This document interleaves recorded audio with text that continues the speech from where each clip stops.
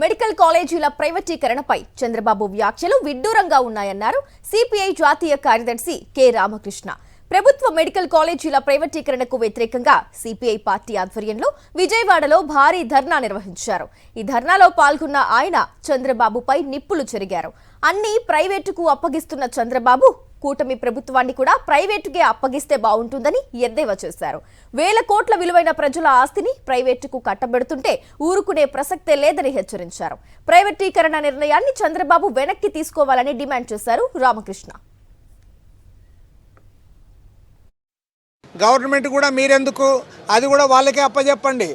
మీకు చేతగానప్పుడు ఎందుకు అధికారంలో ఉన్నారు? మీకు అధికారం ఎందుకు ఇచ్చారు?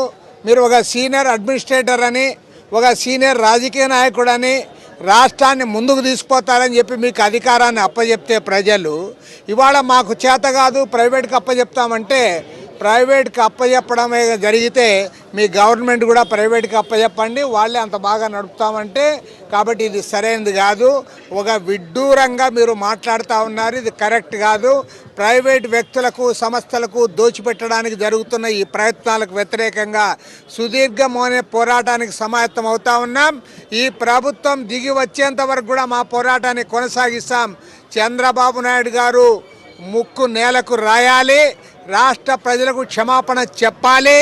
ఇవాళ ఏదైతే నీవు నిర్ణయం తీసుకున్నావో ఆ నిర్ణయాన్ని ఉపసంహరించుకోవాలి.